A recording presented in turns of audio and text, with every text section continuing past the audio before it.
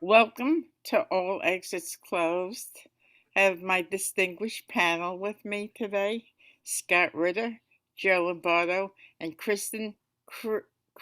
I'm sorry, Kristin. Can you say your name? Kristin Christman. Thank you. It's a tongue And, twister. and we're going to talk about how the U.S. taxpayer is funding the right-wing groups in Ukraine. So, Joe, you've been there. Why don't you share what you've seen and what we're doing? Well, I've been to Ukraine twice. Once was right after the Orange Revolution, and the other was in 2019. In 2019, I was there as part of a delegation that went to Odessa in around May 2nd, because May 2nd was the day that a right-wing fascist mob attacked Ukrainians in 2014, right after the coup that took place in Kiev. After the coup that took place in Kiev, there were demonstrations throughout the whole country of people that were opposed to it. And that included in Odessa, which is a Russian-speaking city in the southern part of Ukraine. And every May 2nd, which was the day of this massacre when right-wing Nazi fascists attacked a crowd of people that from all over the country they came and attacked a crowd of people that were protesting the Maidan coup with guns and Molotov cocktails and bats, set the building that they ran into for security, the House of Trade Unions, on fire and killed them. And every May 2nd, they would hold a memorial to the 46 people that died and 100 something that were wounded. And so the Nazis every May 2nd would say they're coming to do it again. And sections of the Azov Brigade, a Nazi brigade, would come, and people from around the country wearing swastikas on their clothes and things like this would come. And thousands of people from Odessa would come out despite this and memorialize the people at the House of Trade Unions, leave flowers and so forth. So I was there as an international observer. They would always ask international observers, and my organization UNAC sent twice and teams of people on that day to be international observers to protect them from the Nazis and to record what was happening in case something happened again. And so we saw these people. We saw them march through the streets with torches, chanting, "Hang the Russians from the trees" was one of their chants. They were clearly very anti-Russian. I made a very big mistake by going up to some of the fascists that were there at this memorial to intimidate people as the police just watched and did nothing, and said, why are you here? Why don't you let them memorialize the people that died?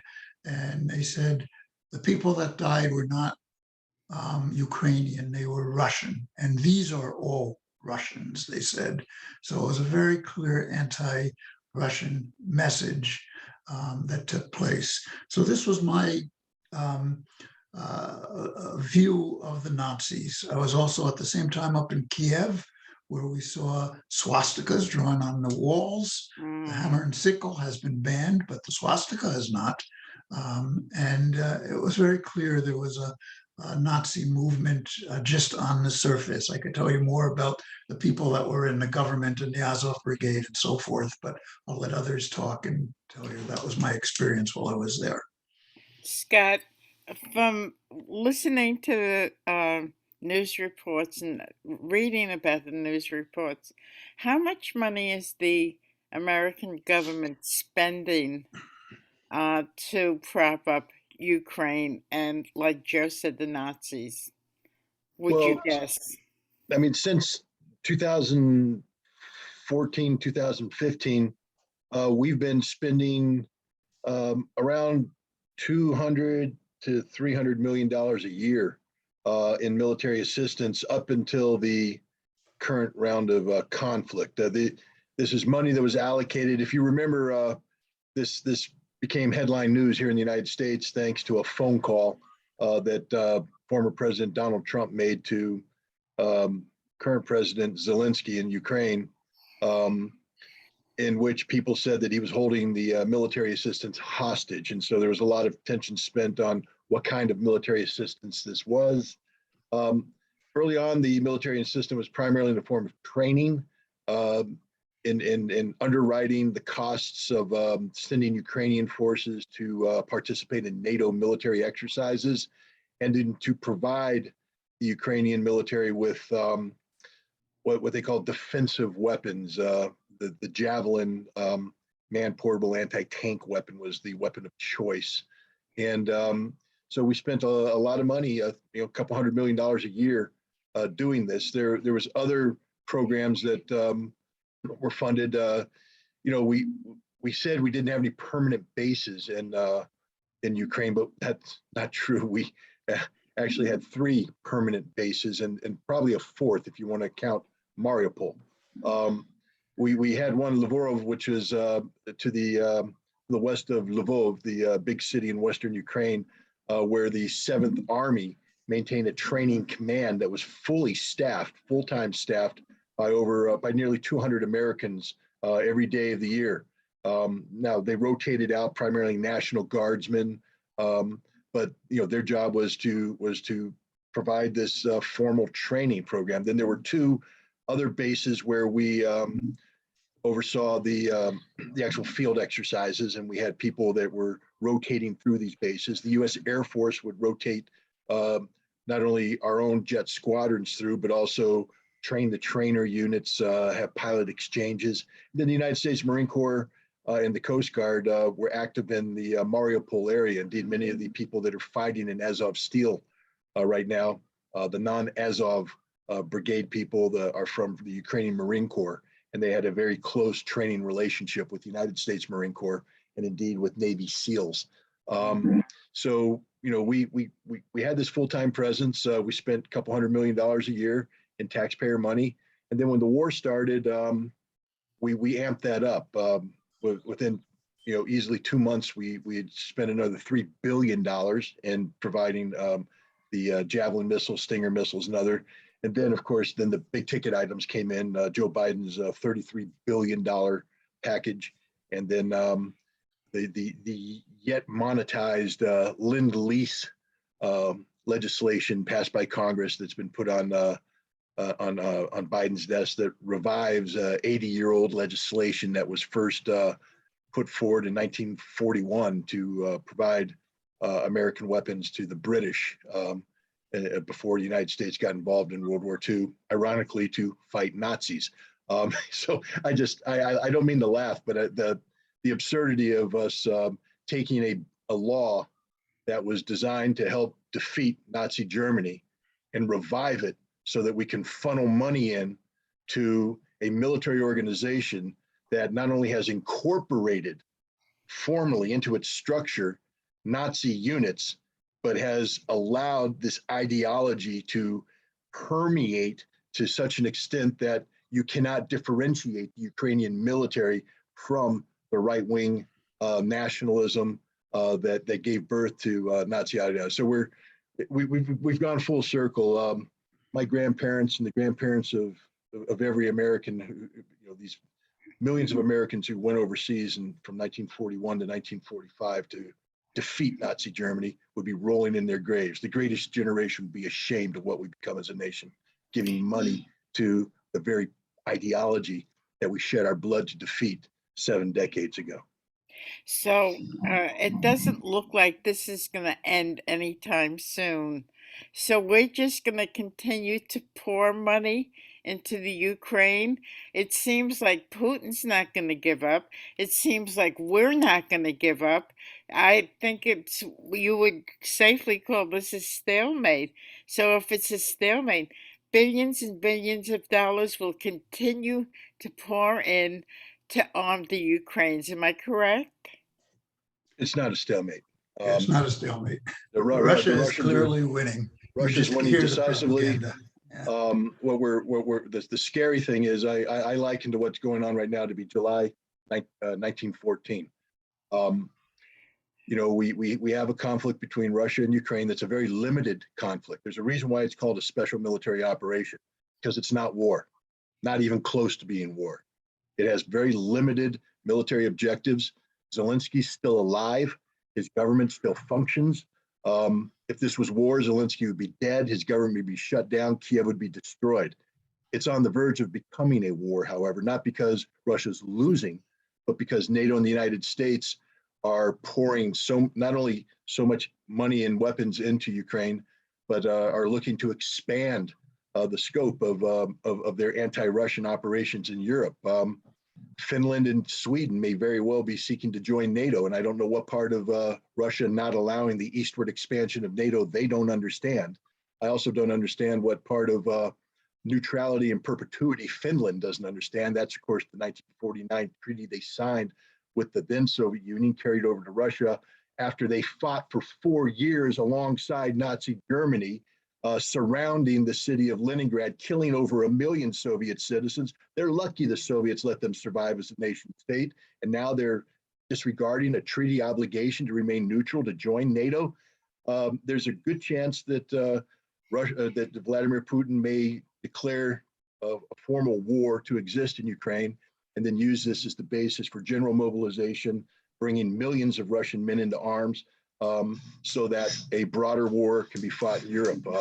And this is all because the United States decided that for political reasons, we're going to underwrite a neo-Nazi militant group in Ukraine. This is insanity, and we are on the cusp of the potential of World War III. And if every American isn't scared to death, it's because they're ignorant.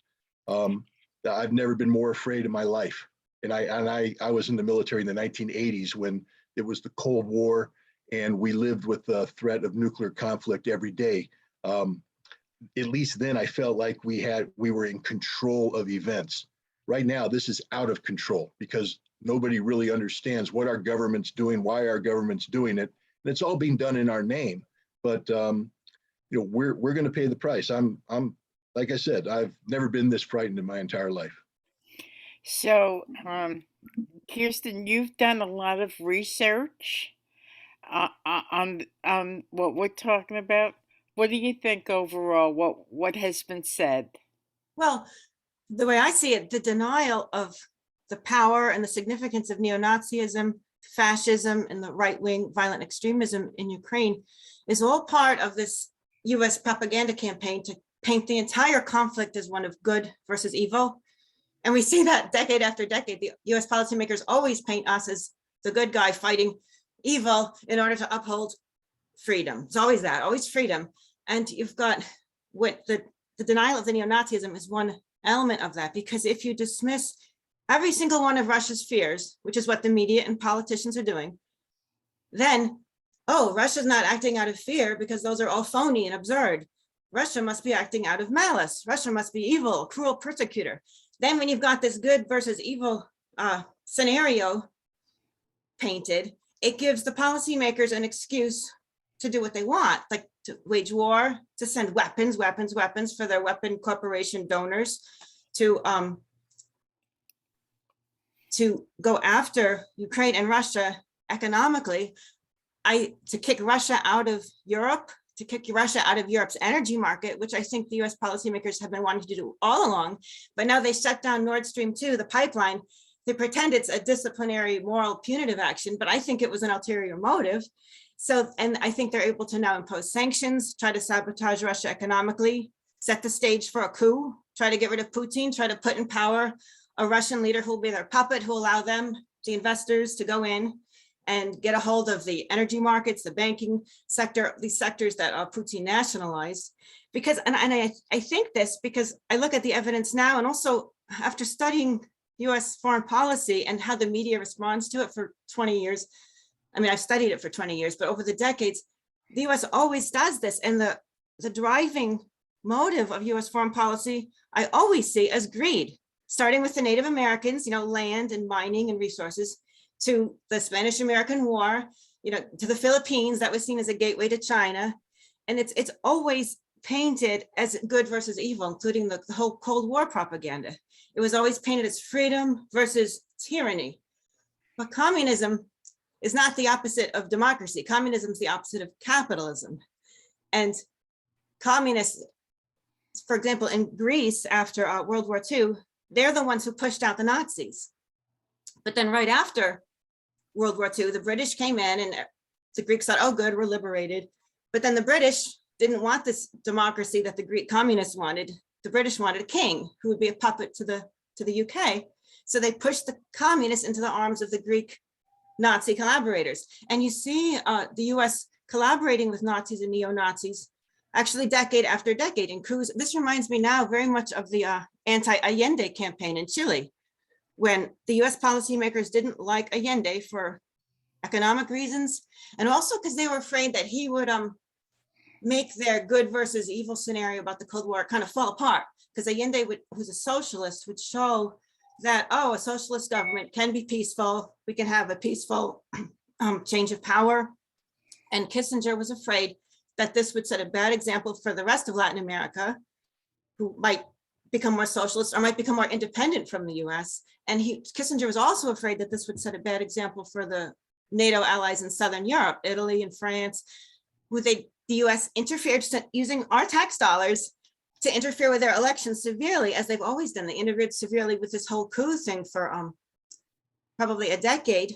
US businesses, Anaconda, PepsiCo, and IT&T used their money to help put propaganda pieces in Chile, to economically sabotage Chile, to set the stage for a coup. And the US collaborated with pro-Nazis down in Chile. They were it's called Patria y Libertad, the Fatherland and Liberty group. And these pro-Nazis made sure that the civilians of Chile suffered incredibly from their 9/11. Their 9/11 was far worse than ours. Like 10,000 citizens of Chile were forced into the stadium for torture and execution. And it was with the Nazis that the CIA was funding, the pro-Nazis, the fascists. They were funding them, that the US did this. So I think the US is always eager or willing to work with neo-Nazis and fascists in order to fight communists, which it paints as evil, but it's really just base economic rivalry. Joe? I agree with all of that. I agree with what people have been saying. For many, many years, it was the evil power that we had to oppose was communists. But then with the fall of the Soviet Union, they had to change the narrative a little bit. And so it became for a long time that it was Islam and Muslims that were the evil power. And the thing that's so contradictory is we've used these jihadists in places like Syria and Libya, and even to some extent in Ukraine. They became professional fighters, and they became mercenaries, and we paid them to go from one place to another and fight. And not just that, we kind of created them when we brought Osama bin Laden to fight the Soviets in Afghanistan. And out of that, Al-Qaeda grew as a movement worldwide and basically eventually came back to bite us. And the same thing will happen with our support for the Nazis. If this continues, the Azov Brigade and some of these other fascist brigades have opened themselves up to international fighters from around the world, to white supremacist fighters from Europe, from the United States and other countries. These people will go back to their countries with combat experience and with weapons experience, and will create this right-wing movement and this right-wing threat throughout the world. It's not something, when you do this, that it stays in one particular place. The United States is helping to create a right-wing, white supremacist, fascist movement all over the world by what it is doing in Ukraine. And it's a threat to all of us. So there was scare tactics during the Trump administration, that he was right wing and so forth. But that was all just talk on cable news. Would you agree, guys? Well, I think he was right wing. I don't think there's doubt about Okay. that. I think he was a racist, a sexist, and so forth. There's been a lot of lies about him. However, I think it was a good thing when he wanted to have discussions rather than war with Putin. I think it was a good thing when he wanted to have discussions rather than war with North Korea. I think his stance towards China was terrible, and I think in general, his stance towards the working people of the United States was terrible. We can go into that and debate that, but that's another story. But in the question of war and neoliberal policies that are being spread around the world, I think the Democratic Party is the main party doing that. It's the main party of war today. When I was fighting against the Vietnam War, there was a wing of the Democratic Party that was anti-war. There's no such wing anymore. And the Democratic Party is the party of war. And we're seeing the danger that it's creating for the whole world because we're fighting now a nuclear power like Russia. So I do think that we do not have a progressive party in the United States. I think we have a lot of progressive people, as can be shown by polls and the people that did support Bernie Sanders, which I think Bernie Sanders is wrong to stay within the Democratic Party. But I don't think the people in this country have a party they can vote for that has any chance of winning. Scott, what do you think of Nancy Pelosi's visit to the Ukraine? Well, she is the Speaker of the House, and Congress does have the power of the purse, and therefore, from a strictly constitutional governance standpoint, she has every right to make that trip. Yeah, but you got to ask, what was she trying to accomplish on this trip? And here's where it gets tricky. She went over there for purely domestic political reasons, to try and prop up a fumbling, failing, flailing Biden administration that whose Ukraine policy is collapsing around. Kristin is right. There's this huge propaganda war being played right now. One of the biggest I've ever seen. And I wasn't around during Vietnam, so I can't speak directly to that, but I can speak to what was going on with Iraq and the demonization that took place of the Iraqi people and of Saddam Hussein, and therefore the black and white, good versus evil aspect of it that made going to war with Iraq that much easier because we had dehumanized an entire nation, et cetera, et cetera. Same thing's going on right now, but it's even more ridiculous. Whereas Iraq, we were basically the propaganda I would call, B-grade movies. The propaganda today is Marvel Comics. I mean, this is just stupidity in the grandest form. But the American people are lapping it up. I mean, my God, it's not the American, but the Brits are banning Russians from playing tennis at Wimbledon. Wow, that shows you how ridiculous this has become. And so, you have the Biden administration that has made a record of ignoring reality in favor of shaping perception. And one of the most grotesque examples of this was the July 23rd phone call that Biden had with Ashraf Ghani, the president of Afghanistan, where Ghani said, "Hey, I got 20,000 bad guys coming over the border right now, and you're pulling your troops out, your aircraft out, and if you don't give us close air support, my guys can't fight. We're going to collapse, and we'll be done in a week."